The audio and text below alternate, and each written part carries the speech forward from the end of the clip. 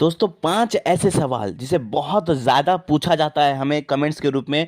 बहुत सारा सवाल आता है इन सब के रूप में, इसलिए हम आज इसके ऊपर एक डिटेल वीडियो बना रहे हैं ताकि आपका ये पांचों सवाल का जवाब मिल जाए।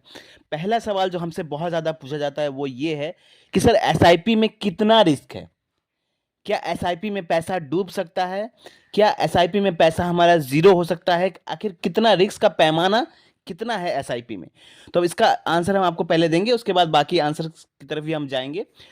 तो अगर हम बात करें, जब आप एसआईपी में इन्वेस्ट करते हैं तो जो आप जिस म्यूचुअल फंड में इन्वेस्ट करते हैं वो म्यूचुअल फंड कंपनी क्या करती है, अलग अलग कंपनीज में इन्वेस्ट करती है। जो म्यूचुअल फंड हाउस है जहां आप पैसा इन्वेस्ट करते हैं, जैसे सपोज करिए आपने एसबीआई का म्यूचुअल फंड लिया है, तो जब आप एसबीआई का म्यूचुअल फंड में पैसा डालते हैं तो वहां जो जितने भी पैसा आता है, फंड मैनेजर जो होता है वो क्या करता है, अलग अलग सेक्टर में पैसा इन्वेस्ट करता है शेयर मार्केट में। ठीक है, वो किसी एक कंपनीज में पैसा इन्वेस्ट नहीं करता। वो तकरीबन 70 से 80, कोई कोई तो 100 200 कंपनीज में भी पैसा शेयर मार्केट में इन्वेस्ट करते हैं, वही म्यूचुअल फंड के पैसे को जो फंड मैनेजर मैनेज करता है पैसे को। तो वो क्या करता है, सारे अलग अलग सेक्टर में पैसा करता है। कोई एनर्जी सेक्टर में डालता है, कोई हेल्थ केयर सेक्टर में डालता है, कोई डिफेंस सेक्टर में डालता है। मतलब अलग अलग टाइप के सेक्टर को डिवाइड करके आपके पैसे को इन्वेस्ट किया जाता है शेयर मार्केट में। तो क्या होता है, शेयर मार्केट में कोई कंपनी खराब परफॉर्म करती है तो कोई कंपनी अच्छा परफॉर्म करती है, तो इसलिए जो रिटर्न्स होता है वो अप एंड डाउन होता है। लेकिन अब ऐसा है कि अगर आपका पैसा 100 कंपनीज में इन्वेस्टेड है फॉर एग्जांपल, तो अगर 10 कंपनीज खराब परफॉर्म करती है तो इसका मतलब ये नहीं कि बाकी की कंपनीज भी खराब परफॉर्म करेगी। कोई ना कोई कंपनी अच्छा परफॉर्म करेगी, कोई कंपनी बहुत अच्छा परफॉर्म करेगी, कोई कंपनी तो सुपर रिटर्न देगी। तो ऐसे में आपका जो रिटर्न होता है वो ऑलवेज पॉजिटिव में रहता है फॉर द लॉन्ग टर्म। मैं बात करूं लॉन्ग टर्म के लिए। एसआईपी में रिस्क तब है जब आप शॉर्ट टर्म में इन्वेस्ट करते हैं। अगर कोई शॉर्ट टर्म में एसआईपी में इन्वेस्ट करता है तो उसका वहां पे लॉस हो सकता है। लेकिन अगर कोई लॉन्ग टर्म इन्वेस्टर है एसआईपी में 10 साल 15 साल 20 साल, तो उसका नुकसान होने का चांस बिल्कुल नहीं होता, या ये कहूं कि ना के बराबर उसका रिस्क होता है अगर वो लॉन्ग टर्म इन्वेस्टर है। तो जब भी आप एसआईपी करें तो लॉन्ग टर्म इन्वेस्टर बने। शॉर्ट टर्म 1 साल 2 साल 1.5 साल 6 महीना इस टाइप से इन्वेस्टमेंट ना करें, तो आपको नुकसान होने के चांसेस रहते हैं शॉर्ट पीरियड में। लेकिन वही फंड जब आप लॉन्ग टर्म तक होल्ड रखते हैं तो आपको प्रॉफिट देते हैं। चलिए, पहला क्वेश्चन का सवाल आपको मिल गया। दूसरा क्वेश्चन हमसे पूछा जाता है कि सर एसआईपी कितने साल का होता है, कितने साल तक एसआईपी, जैसे कि बहुत सारे लोग करते हैं ना कि एफडी इतना साल का हो गया, एलआईसी इतना साल का हो गया। तो बहुत सारे लोगों को जो नए इन्वेस्टर होते हैं उन्हें पता नहीं होता कि एसआईपी का कोई टाइम पीरियड होता है कि नहीं। तो बहुत सारे लोग सवाल करते हैं कि सर एसआईपी कितने साल का होता है। तो इस यहाँ पर मैं आपको बता दूं कि ऐसा कोई फिक्स रूल नहीं है एसआईपी में कि एसआईपी कितने साल का होता है। एसआईपी आप 6 महीना भी चला सकते हैं, आप चाहे तो 6 साल भी चला सकते हैं, आप चाहे तो 20 साल भी चला सकते हैं, आप चाहे तो 30 साल भी चला सकते हैं। ये आपके ऊपर है। आप चाहे तो आप एसआईपी आज स्टार्ट करेंगे, 1 हफ्ता बाद भी बंद कर सकते हैं।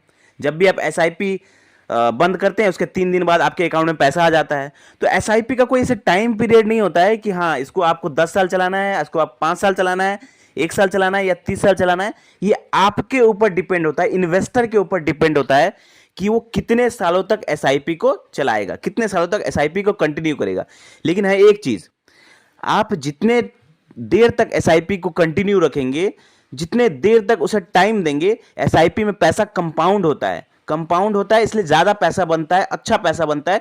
अगर आप जितना ज्यादा हो सके एसआईपी को कंटिन्यू करने की कोशिश करें, जितना ज्यादा हो सके लंबे समय के लिए इन्वेस्टमेंट करें एसआईपी में, तो आपको पैसा अच्छा बनता है, यहाँ पे मोटा पैसा बनता है अगर एसआईपी आप ज्यादा साल तक करते हैं। ऐसे कोई टाइम पीरियड नहीं है, आप आज करेंगे एसआईपी, आप 2 दिन बाद भी बंद कर सकते हैं, ऐसा कोई फिक्स टाइम नहीं होता है।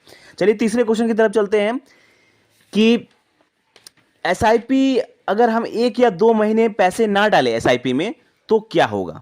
तो दोस्तों, जैसे कि बहुत सारे लोग जैसे ईएमआई करते हैं तो इसे एक ईएमआई के रूप में सोचते हैं कि हाँ ईएमआई हमने नहीं किया तो हमारा ईएमआई फेल हो जाएगा। तो ऐसा नहीं है।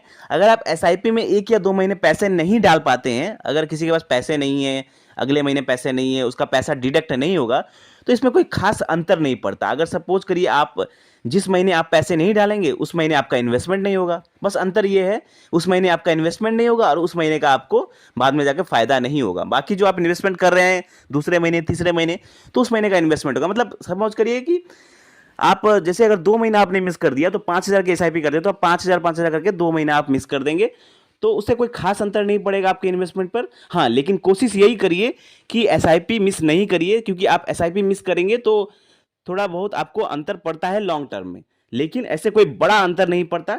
लेकिन यही कोशिश करिए कि आप एसआईपी को जितना साल हो सके उतना कंटिन्यू करें और एसआईपी फॉल ना हो। ठीक है, चलिए चौथे क्वेश्चन की तरफ चलते हैं। चौथा क्वेश्चन है कि कौन से फंड में इन्वेस्ट करना चाहिए। ठीक है, कौन से फंड में इन्वेस्ट करना चाहिए, तो इसके लिए दोस्तों हमने एक बहुत डिटेल वीडियोस बनाया है जिसमें हमने अलग अलग सेक्टर के फंड्स को बताया है, बहुत फंडामेंटली स्ट्रांग फंड्स के बारे में हमने बताया है। तो उसका लिंक मैं डिस्क्रिप्शन में डाल दूंगा, तो आप वहां से फंड को सेलेक्ट कर सकते हैं और फंड को सेलेक्ट करके आप इन्वेस्टमेंट चालू कर सकते हैं।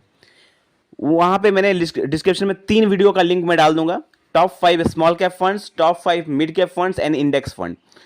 तो वो सब देखकर आप समझ पाएंगे, आप फंड का एनालिसिस कर पाएंगे, उसके बाद अपने हिसाब से आप फंड को चूज करके इन्वेस्ट कर पाएंगे। तो वो वीडियो जरूर देखिएगा, उसका लिंक आपको डिस्क्रिप्शन में मिल जाएगा, और मैं हो सके तो आपको आई बटन में भी मैं डाल दूंगा ये वीडियो, तो आप जरूर चेकआउट कर लीजिएगा। हो सके तो डिस्क्रिप्शन में आपको तीनों वीडियो का लिंक मिल जाएगा, तो देख लीजिएगा और फंड को चूज करके आप इन्वेस्टमेंट कर सकते हैं। चलिए लास्ट क्वेश्चन की तरफ चलते हैं, जो बहुत सारे लोग पूछते हैं कि एसआईपी कहां से करना चाहिए। वेरी इंपॉर्टेंट क्वेश्चन है, बहुत इंपॉर्टेंट क्वेश्चन है कि एसआईपी हमें कहां से करना चाहिए। बहुत सारे लोग क्या करते हैं, एसआईपी करने के लिए बैंक चले जाते हैं, बैंक से एसआईपी करते हैं।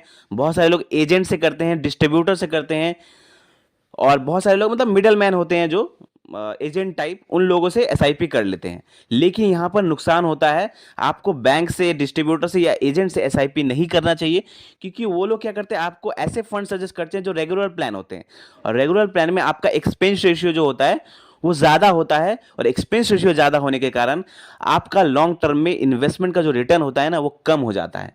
आपको लॉन्ग टर्म में 20 से 30 लाख रुपए का नुकसान हो सकता है।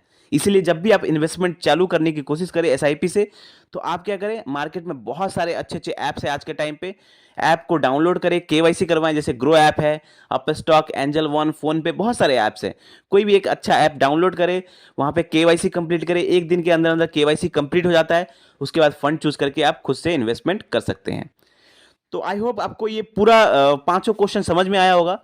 फिर भी अभी भी कोई अगर डाउट लग रहा है आपके मन में इन 5 क्वेश्चन के अलावा भी, या इन 5 क्वेश्चन से रिलेटेड भी, तो भी आप हमें कमेंट्स के रूप में पूछ सकते हैं। वीडियो अच्छा लगा हो तो लाइक करें, और ऐसे ही जबरदस्त फाइनेंशियल वीडियो पाने के लिए हमारे चैनल को सब्सक्राइब करें, हमें प्यार दें, ताकि हमें भी हौसला मिल सके कि आप लोगों के लिए अच्छा अच्छा वीडियो हम बना सके। धन्यवाद।